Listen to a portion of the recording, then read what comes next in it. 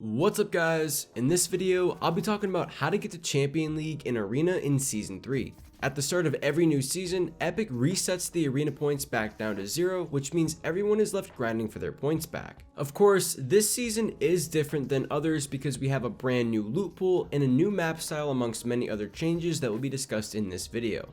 So whether you guys want to get better at Fortnite, give competitive a try, or you're simply struggling to gain points this season, you've come to the right video. As always, before I start, I want you guys to leave a comment below and tell me how many arena points you guys are at right now and if you have ever been in Champion League before. Anyway guys, let's jump right into it. So the gameplay you guys are watching in the background is a compilation of clips that I got from my arena grind. It starts off at around 4,400 points, and then as the video progresses, you guys will be able to see my growth and understanding of the new season, as well as reaching Champion League. I'm going to be breaking down arena mode and giving you guys my formula for success, as well as some tips to keep you guys consistently gaining points and improving at Fortnite. With that being said, I want to bring up my first tip for you guys, and that is warm up.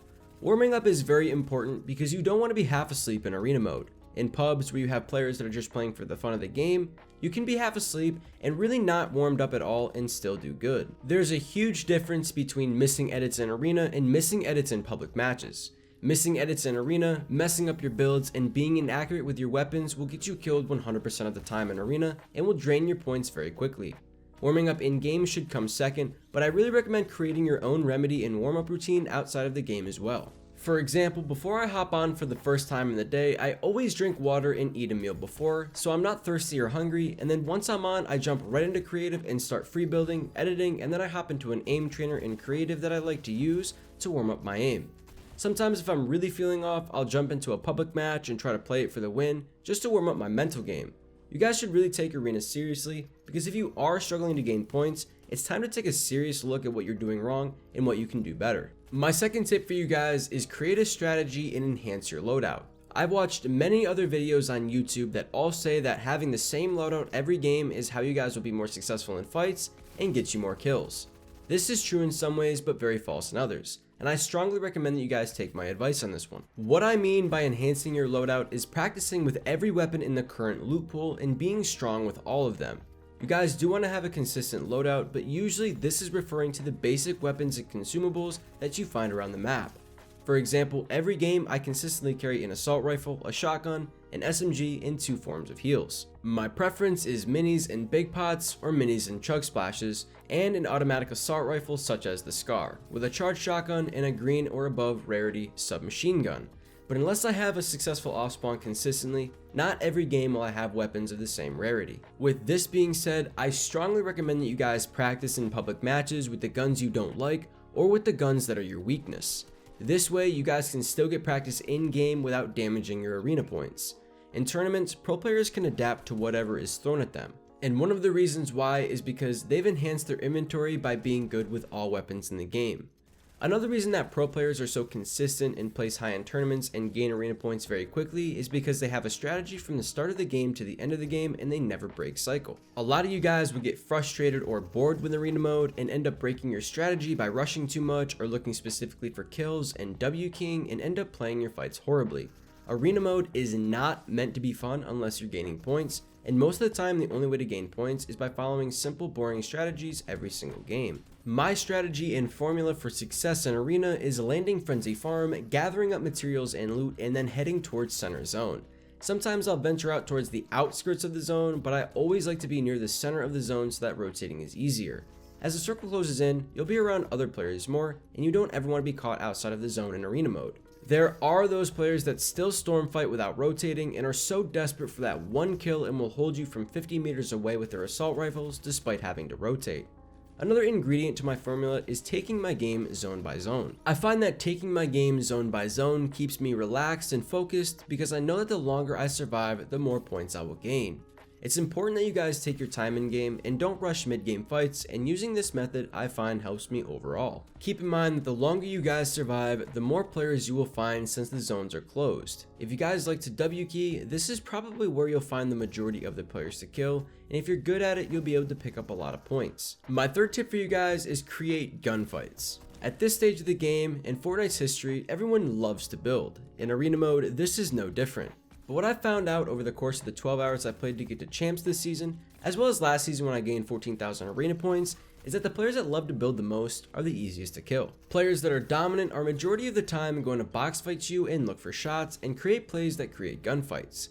For example, if you guys ever see me cone someone off that's trying to break my wall, it's always for the same purpose, creating a gunfight. This way they can't move and have nowhere to go, which keeps them in my crosshairs long enough for me to fight them.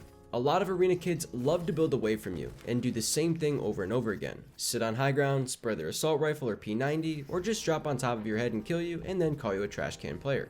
Cool strat, right? With that being said, there is no reason to build fight all the time. And if you guys do build fight, I would really focus on finishing that fight as quickly as you start it. Arena mode is notorious for third parties that shoot down builds, so definitely don't build too high. My fourth tip is to practice rotating and positioning and creating longer games. As I said before, a lot of players love to storm fight and hold you in the zone even if they have to rotate themselves. In arena mode, it's all about decision making, rotating, and positioning. Sometimes you have to use these skills on the spot, but a choice that you'll often have to make is whether or not to push a fight that might be too deep in the previous zone when the next zone is a considerable distance from your location at the time. My best piece of advice for you guys is to never push a fight that's outside of the next zone. The reason for this is because this is a high risk, low reward play. When it comes to arena points in tournaments, you always want to be on the up and up, which means surviving longer in game. Good decision making skills will keep you alive longer. Some things to think about in game will be deciding when and where to take fights and how to approach them. How many heals do you need for the rest of the game? Finding ammo crates because you're too low on ammo, and when and where to set up for the end circle. In your off-spawn fights and mid-game fights, it's also important to be smart about how you approach them. Sneaking around and starting off the fight with a shield crack from an AR laser is the best way to start off any fight. Catching your opponent off guard and then outbuilding them and using your strategy to create gunfights will help you out as well. My fifth tip for you guys is set yourself up for end circle. After all my advice talking about decision making and surviving longer, if you've made it this far, you're doing very well.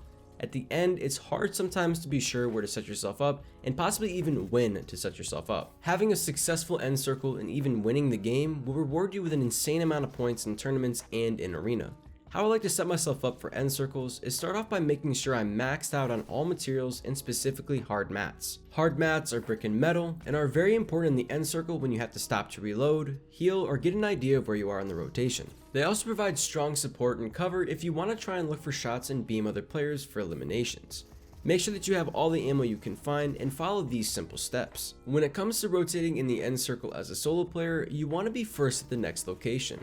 The reason for this is because it gives you a chance at a high ground play, but being ahead of everyone else also ensures that you won't be targeted by the entire lobby. If you're first, you also have the greatest chance to pick up some eliminations from players that are rotating late. Always keep yourself covered even when you're looking for shots. If you consistently find yourself getting beamed in an end circle, you probably have a bad habit of sitting in the open for too long. You guys also have to slow yourselves down a little bit and make sure you're paying attention when you get an elimination. Sometimes you may lose track of your own footing and not realize how long you have before the zone will kill you. In this example, if you kill another player but are sitting in zone, some of you may panic and ignore picking up extra floppers, slurpfish, ammo, materials, or maybe even a stronger weapon. Making these clutch plays will help you out in the long run. Mythic weapons aren't as strong as they used to be, but a mythic grappler could be the difference maker if you run out of materials and you definitely don't want to accidentally leave that behind. One thing that I absolutely know that I can do better at is to stop spamming into other players' boxes and end circles, especially because I'm losing ammo and putting myself in the open for other players to beam me if I finish off the other player. I also have to be quicker with my decision making and make proactive decisions that will keep my game going. I have a very bad habit of making 50-50 plays that I question at the end of the match if they don't work out well for me. My last tip for you guys is to VOD review yourselves. VOD reviews are essentially just recordings of you playing and watching your mistakes, things you may have missed, and by doing this, you will improve. This is a method that all pro players use to get a better angle at what exactly they could have done better, or if they did anything wrong at all. I'm sure that if you guys VOD reviewed your own gameplay, that you too would find something that you could improve on. This could be as basic as hitting an edit that you always miss and working on it in creative, or taking a bad angle that got you killed in a fight and practicing right hand peeking more. Now I want to try something new before I end the video. Comment down below and tell me what I could do better in my game. I know that you guys only see highlights of my gameplay, but I'm sure that there's something you guys can find to critique. If you guys notice anything that I do wrong and it's a huge mistake that I make, I may even feature your comment in my flaw in my next video and shout you guys out. I haven't seen any other YouTubers do this, but I thought it would be a good idea and get you guys critically thinking about decision making, playstyles, and what to look for in your own VOD reviews when you look at your own gameplays. So anyway guys, if you did enjoy this video, I want you guys to leave a like on it as well as add my epic. It's shown on screen right now. I do accept all of my fans' friend requests. As long as you guys are subscribed to this channel and are active, I will accept your friend request, and I will get some squad games in, duo games in, or any other gameplay that you guys want to see. I will make that. So if it's a trio arena game that you guys want to play, I'll play it with you, and then I'll use it in my gameplays for my commentaries. So if you guys did enjoy this video, again, leave a like, and I'll see you next video. Peace out.